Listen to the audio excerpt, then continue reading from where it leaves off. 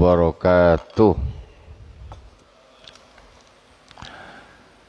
Innal hamdalillah nahmaduhu wa nasta'inuhu wa nastaghfiruh wa na'udzu billahi min shururi anfusina wa min sayyiati a'malina.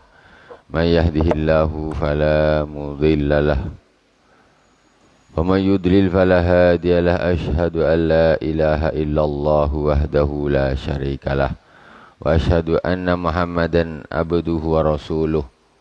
Allahumma salli ala sayyidina Muhammadin tibbil qulubi wa dawaiha wa afiatil abdani wa shifaiha wa nuril absari wa dhiyaiha wa ala alihi wa sahbihi wa sallim.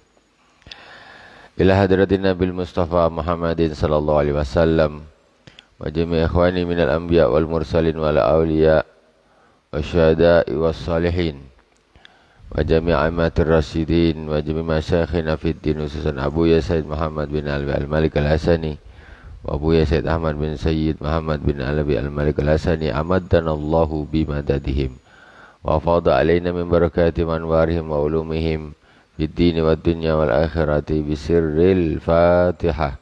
A'udzu billahi minasy syaithanir rajim. Bismillahirrahmanirrahim. Alhamdulillahi rabbil alamin, arrahmanir rahim, maliki yaumiddin, iyyaka na'budu wa iyyaka nasta'in, ihdinas siratal mustaqim, siratal ladzina an'amta 'alaihim ghairil maghdubi 'alaihim waladdallin. Amin. Jemaah salat fardu subuh yang dirahmati Allah Subhanahu wa taala. Pagi ini kita akan mengambil hikmah dari salah satunya dari seorang soleh, seorang imam, yaitu Al-Imam Hasan bin Abil Hasan Al-Basri radhiyallahu taala anhu. Beliau adalah Al-Hasan bin Abi Hasan Al-Basri, Al-Imam Abu Sa'id Maula Zaid ibn Sabit wa Abuhu Yasar bin Sabi Misan, tuwufiya fi Rajab sanata asyratin wa mi'ah faqad qaraba at-tis'in. Beliau Hasan bin Abil Hasan Al-Basri. Al-Basri itu yaitu Basrah, daerah Baghdad, ulama daerah Baghdad. Meninggalnya pada bulan Rajab tahun 110.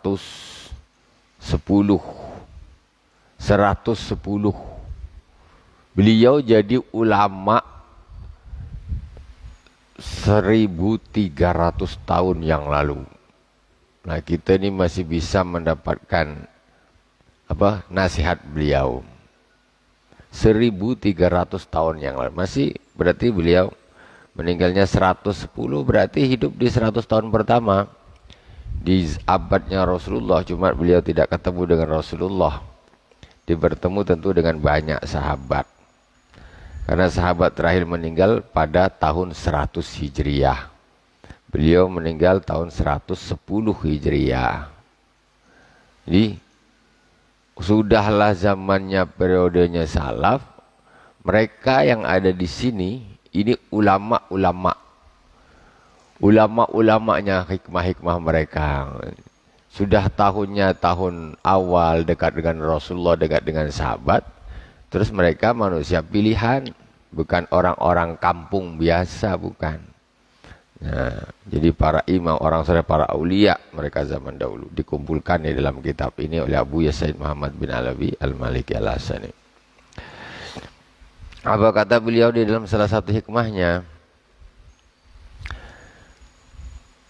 Ya ibna Adam, innaka la tusibu haqiqatal iman hatta la ta'iban nas bi'aibin.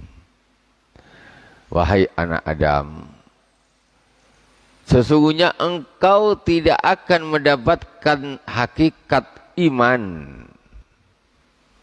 sehingga engkau tidak mencela orang lain dengan satu aib. Wahai anak Adam, sesungguhnya engkau tidaklah mendapatkan hakikat iman sampai engkau tidak mencela orang lain dengan satu aib. Huwa fika, sedangkan aib itu pun ada sebetulnya pada dirimu. Itu orang yang bagus imannya, dia tahu hakikat iman. Kadang-kadang kita menjadi orang ini suka menilai orang lain, tapi dia lupa dia sendiri punya aib. Kita ini bukan nabi, kita ini bukan para nabi, berarti kita pasti kita punya aib. Pasti kita punya aib, pasti kita punya dosa. Tapi kita kadang-kadang lebih sering fokus ke orang lain, sementara orang lain itu yang menghisap udah ada nanti di akhirat tuh. Kita punya hisap sendiri, tapi kita pula menghisap orang lain di dunia. Jadi orang yang bagus itu dia tidak akan mencela orang lain dengan satu aib pun. Kalau dipikir-pikir, ini semuanya pun sudah diatur oleh Allah Subhanahu wa Ta'ala. Kita tidak tahu rahasianya di mana. Kenapa itu begitu, kenapa begitu. Orang itu sifatnya kok begitu. Itu dari siapa? Emang dia ngarang sendiri sifatnya itu. Itu rahasia dari Allah Subhanahu wa Ta'ala. Kenapa harus dicela? Ya. Sekedar ingkar untuk sekedar menjadi cermin. Kita jangan begitu. Itu udah masalah bagus. Tapi kalau dihina, dicela, ya jangan, kita aja udah masih jelek. Jangan. Hatta tabda'a bislahi zalikal aib min nafsik. Jadi ketika melihat ada orang lain punya aib, katanya, mulailah memperbaiki aib tersebut dari dirimu sendiri. Orang itu punya aib itu, tengok, aku punya juga, kalau gini aku nak sembuhkanlah. Kita sekarang nih hidup di dunia ini, kadang sekarang nih tidak punya usaha untuk memperbaiki kekurangan. Tidak punya niat nak memperbaiki aib diri sendiri, tidak punya. Tahu aibnya itu tahu, tapi sengaja nggak dibetulin, sengaja nggak diperbaiki. Kalau orang-orang soleh tugasnya itu memang mereka ini selalu memperbaiki dirinya sendiri. Ini apa ya kurangnya saya? Saya ini kekurangannya ini nih, suka marah. Nah itu diperbaiki. Saya ini kekurangannya kok suka ngomongin orang ya, diperbaiki gitu loh. Saya ini kekurangannya benar kok bakhil ya, kayaknya bakhil saya ini, diperbaiki, dilawan. Itu namanya memperbaiki diri. Ini mau jadi orang baik, simsalabim abrakadabra. Jadi itu sebetulnya ujian dari Allah Subhanahu wa Ta'ala. Setiap orang punya sifat ini, sifat ini, sifat ini. Bukan berarti harus dibawa mati. Memang harus dibuang, diusahakan. Jadi kita karena sementara kita fokusnya ini masih urusan zahir. Ya tentu yang zahir pun wajib juga. Sholat secara zahir, puasa secara zahir. Semuanya secara zahir itu memang wajib juga. Tapi urusan hati ini harus dibetulkan juga. Kalaupun ibadah zahirnya mantap, tapi ketika batinnya ini hancur, busuk, ya nggak selamat juga, nggak selamat. Kayak apa rajin zahirnya kalau hatinya itu busuk, ya nggak selamat. Satu contoh, sifat hasad. Rasulullah SAW bersabda, innal hasada ya'kulul hasanat kama ta'kulun narul hatab. Sesungguhnya sifat hasad, iri hati, itu akan memakan ibadah kebaikan seperti api yang memakan kayu bakar. Rajin ibadahnya, puasanya, sholatnya, infaknya, zikirnya rajin. Tapi ada sifat busuk di dalam hatinya, hasad, iri, ada itu hasad, hancur semua ibadah zahirnya. Nah, seperti itu kan mestinya dihilangkan. Karena nengok orang, apalah orang ini gini, jelek betul ini nih. Lupa diri sendiri. Aku pun sebetulnya punya sifat jelek juga, harus dibuang, diusahakan. Kita baju kita kena najis, kena tai ayam, tai kucing, tai cecak, mesti kita nak bersihkan. Kita kepengen bersih, mesti kita bersihkan. Ini hati nak bersih dibiarkan macam mana? Ya tetap ada usahanya. Tetap ada usaha dilawan, diingat. Gitu. Dulu orangnya memang temperamen. Sikit-sikit dah ngamuk, sikit dah ini, sikit dah ini. Kalau ketemu sekarang kok dia sekarang pendiam ya. Dia punya usaha untuk merubah sifatnya, merubah wataknya. Dia tahu itu jelek, enggak bagus. Karena Rasulullah SAW bersabda, laisa syadidu bisur'ah, walakinna syadida, kata Rasulullah, yang namanya orang kuat itu adalah bukan orang yang bisa menang gulat, tetapi orang yang bisa menahan dirinya indal ghadab, ketika dia sedang marah. Itu jadi diingat, oh ya aku kalau gitu harus aku tahan.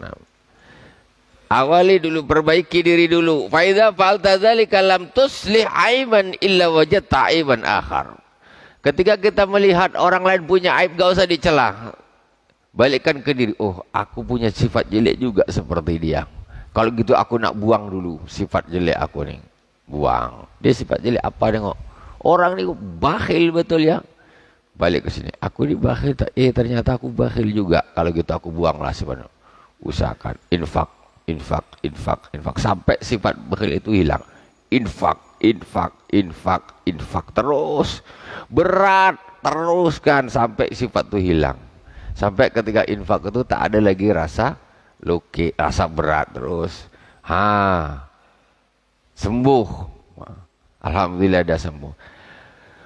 Kemudian fa idza fa'alta dzalika lam tuslih aiban illa wajadta aiban akhar. Setelah ini satu sifat dah sembuh, alhamdulillah. Wah, pokoknya sudah enak lah, tak ada bakhil lagi.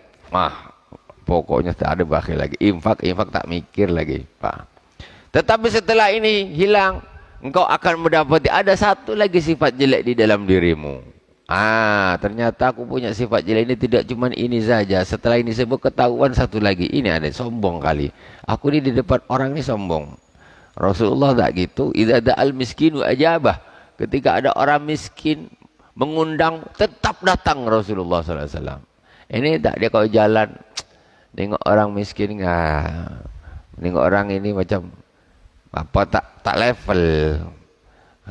Jadi sifat, ada sifat sombong, sifat takabur. Wah, ini harus dibuang nih, harus dibuang nih. Ini setan, penyakit busuk, harus dibuang, dipaksakan. Bagus dengan orang ini, dengan orang kaya, orang miskin, orang mana, bagusin semuanya. Jangan sok, jangan sok, buang. Fa idza fa'alta dzalika kana sughluka fi khasati nafsik. Setelah ini sembuh, ada lagi sifat jeleknya, kerja lagi, bersihkan lagi. Maka ketika engkau melakukan yang seperti itu, maka kesibukanmu itu adalah khusus untuk dirimu. Kalau engkau begitu, engkau pasti nanti kau akan tersibukkan oleh dirimu sendiri. Aku ngapain nak ngurusin orang tuh? Sifat aku yang busuk ini belum bisa hilang lagi nih. Belum bisa hilang. Aku sih punya sifat ini dendam. Kalau ada orang bilang gini, aku langsung dendam, sakit hati ini. Ini belum bisa hilang. Disakitin orang ini, dendam. Enggak sembuh-sembuh. Setiap ada orang bilang gak enak, hati ini belum bisa plong rasanya. Mesti sakit hati, mesti dendam. Itu kan penyakit. Tapi kalau kita sekarang ada orang ngomong apa, aduh sakit, awas kau. Langsung dendam satu hari begini. Itu sebetulnya kan harus dibuang. Tapi kita anggap itu sifat biasa, lumrah sudah. Itu harus, ya sudah biasa, manusia gitulah. Sakit hati dengan orang tuh biasa, lumrah, marah. Dibabak mati sifat itu, bukan begitu. Rasulullah SAW kan gak gitu. Tidak mudah begitu. Disakitin orang, hati tetap tenang aja. Itu kan butuh melatih. Ketika orang sudah dia fokus terhadap aib-aib dirinya, maka dia sudah sibuk sudah dengan aibnya diri. Dia tidak bisa ngurusin orang lain. Aku macam mana nak ngurus orang? Umurku di dunia ini tak cukup untuk aku nak fokus kepada diriku sendiri. Aduh, macam mana aku nak ngurusin orang, si itu begini, situ begini, situ begini, itu jelek, ini. Itu bangsat, itu apa? Engkau macam mana baik-baik. Nah, wahabul ibadi ilallahi ta'ala man kana kadhalik. Sesungguhnya hamba-hamba yang paling dicintai oleh Allah Subhanahu wa taala adalah orang yang seperti itu. Orang yang fokus terhadap aib dirinya sendiri, dia tidak sempat ngurusin aibnya orang lain. Persis seperti hadisnya Rasulullah SAW, tuba liman saghalahu aibuhu an uyubin nas. Beruntung orang yang tersibukkan oleh aib dirinya sehingga dia tidak sempat ngurusin aib orang lain. Untung. Ngapain ngurusin aib orang, rugi dosa, ngabisin waktu, jauhkan dari Allah, menyebabkan murka Allah, rugi dunia akhirat. Ngurusin aibnya sendiri bagus. Makanya karena setiap orang kita ini punya aib. Tuba liman saghalahu aibu. Jadi bukan berarti apa, kita memang semua punya aib. Yang paling harus dilakukan itu sibuk terhadap aib diri sendiri. Maksudnya apa? Sibuk memperbaiki. Kita ini nak belajar sabar 5 tahun belum tentu bisa. Belajar jadi orang sabar. Sikit ada orang ngomong sikit marah, ada ini sikit marah sih. Nak jadi orang sabar susah betul. Ada orang ngomong nyakitin hati sikit, sudah meledak. Diusahakan cobalah, mungkin pelan-pelan, nanti sampai kepada tahap ada orang nak ngomong apa, slow aja, sabar, santai aja. Nah, berarti sudah ada perubahan. Dulu enggak, meledak-ledak kayak gitu. Jadi tuba liman saghalahu aibuhu an uyubin nas. Itulah orang yang akan selamat, hamba yang paling dicintai oleh Allah Subhanahu wa taala. Para aulia enggak sibuk. Ya kadang-kadang nih adalah orang-orang awam yang memfonis itu, ngapa orang itu ada orang salah gini-gini dia diam aja gini aja, padahal dia nampak orang soleh agama sebenarnya. Kita tidak tahu, kadang-kadang orang itu masih sibuk dengan dirinya sendiri, dia nggak sempat hujat orang. Kalau kita sekarang orang awam dia kan suka aja ngehujat orang, ini hujat. Ini ada orang beragama dia diam aja, tak ada. Dia tuh lagi sibuk ngurusin diri dia sendiri, nggak sempat dia nak menghujat orang. Menghujat orang itu untungnya apa? Ya karena merugikan diri sendiri. Jadi fokus kepada orang lain. Mereka malah dijelekin, ngapa tuh diam aja, diam aja. Dia tuh nggak seperti engkau. Engkau tuh fokusnya ke aib orang. Mereka itu fokusnya ke aib diri sendiri. Jadi nggak sempat ngurusin orang. Innal mu'mina qawwamun ala nafsihi yuhasibu nafsahu lillah. Sesungguhnya orang mukmin yang sejati yaitu orang yang selalu menghisap dirinya sendiri. Itu orang-orang mukmin yang betul-betul dia selalu menghisap dirinya sendiri, menghitung dirinya sendiri terus. Wa inna ma khafal hisabu yaumal qiyamati ala qaumin hasabu anfusahum fid dunya.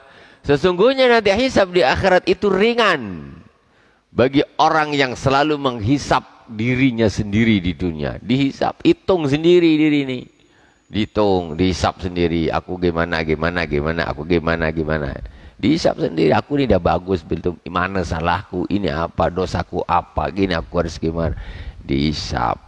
Terus orang yang ringan hisapnya nanti di akhirat, orang yang dia suka menghisap dirinya sendiri ini di dunia. Wa inna ma syaqqal hisabu yaumal qiyamati ala qaumin akhadhu hadzal amra min ghairi muhasabah.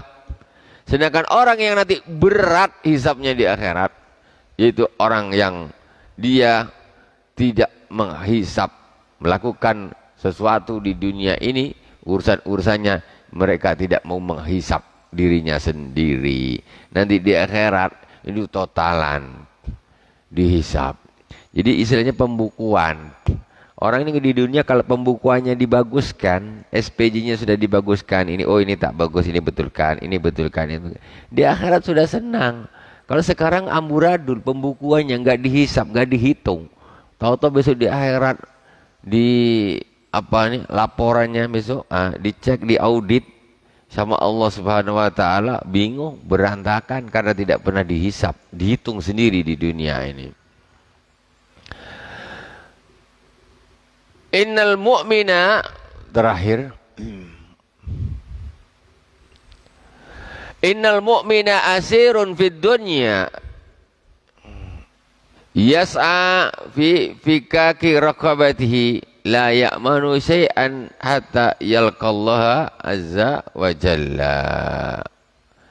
Sesungguhnya orang mukmin itu asirun. Asir itu menjadi tawanan di dunia. Maksudnya ini semacam musafir. Dia menjadi tawanan di dunia ini. Dia selalu hati-hati terhadap dirinya sendiri.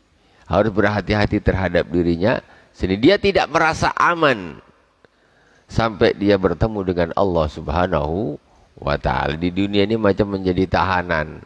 Jadi harus betul-betul menjaga dirinya sampai nanti kalau nak bebas, nanti ketemu Allah Subhanahu wa ta'ala.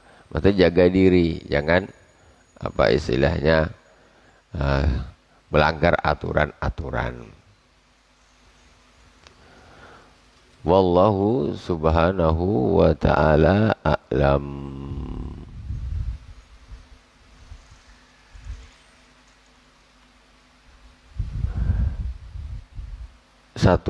Ada satu lagi kita tuh. Ya ibna Adam bi dunyaka bi akhiratika tarbahuma jami'an.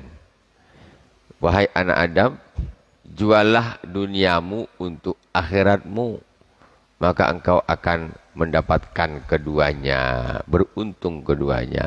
Jual dunianya untuk akhirat, korbankan duniamu untuk akhirat, maka engkau akan dapat dua-duanya. Kau dapat dunia, kau dapat akhirat. Wala tabi akhirataka bidunyak, jangan kau jual akhiratmu untuk dapat duniamu. Akhiratnya dijual, nak dapat dunia, akhiratnya dijual, agamanya dijual. Dikorbankan agamanya.